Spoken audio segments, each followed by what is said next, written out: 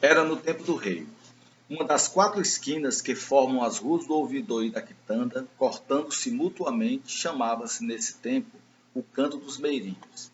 E bem lhe assentava o nome, porque era aí o lugar de encontro favorito de todos os indivíduos dessa classe.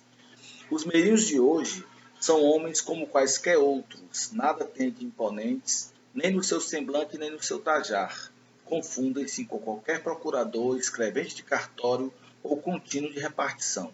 Os meirinhos desse belo tempo não se confundiam com ninguém, eram originais, eram tipos. Nos seus semblantes transluziam um certo ar de majestade forense. Seus olhares calculados e sagazes significavam chicana. Trajavam sisuda casaca preta, calção e meias da mesma cor, sapato afivelado, ao lado esquerdo aristocrático espadinho, e na ilharga direita penduravam um círculo branco, cuja significação ignoramos, e coroavam tudo isto por um grave chapéu armado. Colocado sob a importância vantajosa destas condições, o meirinho usava e abusava de sua posição.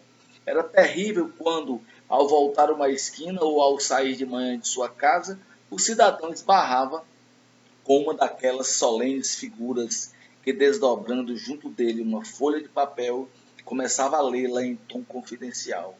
Por mais que se fizesse, não havia remédio em tais circunstâncias, senão deixar escapar dos lábios o terrível "dou-me por citado". Ninguém sabe que significação fatalíssima e cruel tinham estas poucas palavras. Eram uma sentença de peregrinação eterna que se pronunciava contra si mesmo. Queriam dizer que se começava uma longa e afadigosa viagem, cujo termo bem distante era a caixa da relação, e durante a qual se tinha de pagar importe de passagens em um sem número de pontos. O advogado, o procurador, o inquiridor, o escrivão, o juiz, inexoráveis carontes, estavam à porta de mão estendida, e ninguém passava sem que lhes tivesse deixado não um óbolo, porém todo o conteúdo de suas algibeiras, e até a última parcela de paciência.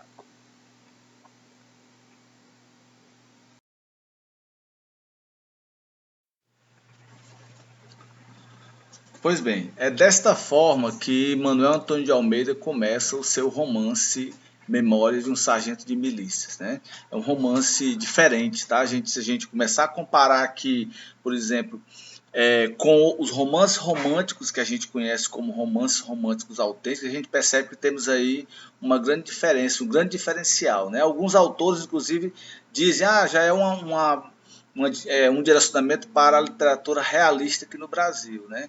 Mas aí a gente vê depois que o autor, Manuel Antônio de Almeida, não tem nenhum compromisso com escola. Ele quer apenas falar de forma prosaica, né? A gente vê aí como ele se refere aos meirinhos, como se estivesse fazendo uma crônica sobre os meirinhos. Inclusive nos lembra alguma crônica aí em que se faz uma comparação entre dois tipos, por exemplo, entre o ser brotinho e ser gagá, né? De uma crônica de Fernando Veríssimo, né? Então a gente percebe que a forma como ele lida com as palavras, como ele vai descrever as personagens, os próprios nomes das personagens, Leonardo Pataca, Maria das Hortaliças, né? E o modo como ele se conhece, né? Leonardo Pataca vai conhecer Maria das Hortaliças dentro do navio onde os dois vinham para o Brasil. Leonardo Pataca então passa pela Maria das Hortaliças, lhe dá um pisão e ela lhe dá um beliscão. E aí, dessa pisadela e desse beliscão, nasce Leonardo Filho. Né? Quando eles chegam ao Brasil, ela já está com enjoos e 7 meses depois nasce a criança. Então, vai ser o foco exatamente da narração do Leonardo Filho, né? Vai ser o Leonardo Filho.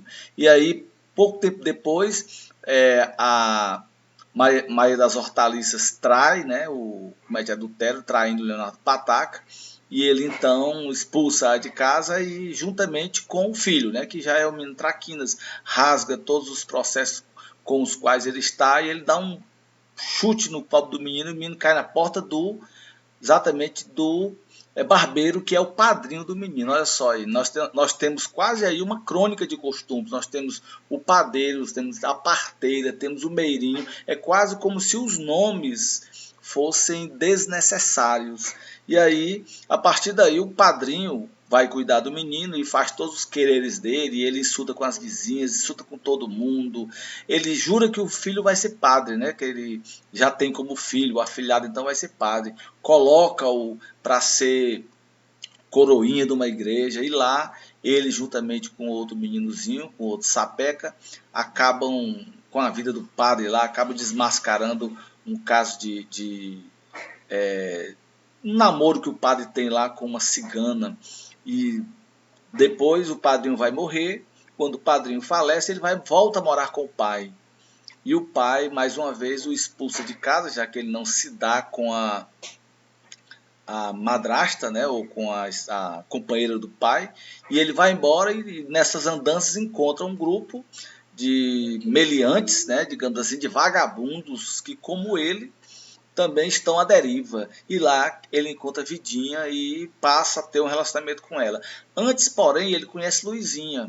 Luizinha, uma menina muito recatada e tal, é até descrita como feia. Então, para os padrões românticos, a menina feia. Então, nós temos aí uma personagem feminina feia e um herói, né, ou anti-herói vagabundo, né? Então, alguns autores dizem que se trata de um herói picaresco, ou de um anti-herói, aquele indivíduo. Na verdade, o que Manuel Antônio de Almeida quer é utilizar o Leonardo Filho, né, o filho de Leonardo Pataca, para andar pela cidade do Rio de Janeiro e mostrar os tipos que havia à época, como, por exemplo, o Major Vidigal, que era a própria lei, a encarnação da lei. Quando se ouvia falar no nome do Major Vidigal, até os papagaios calavam, né? Então era um indivíduo de uma, digamos assim, de um poder, de autoridade impressionante. Era ele a lei, a época, a personagem real, não é uma personagem fictícia. E aí a gente dizer que o escritor Manuel Antônio de Almeida quis fazer foi pegar o Leonardo,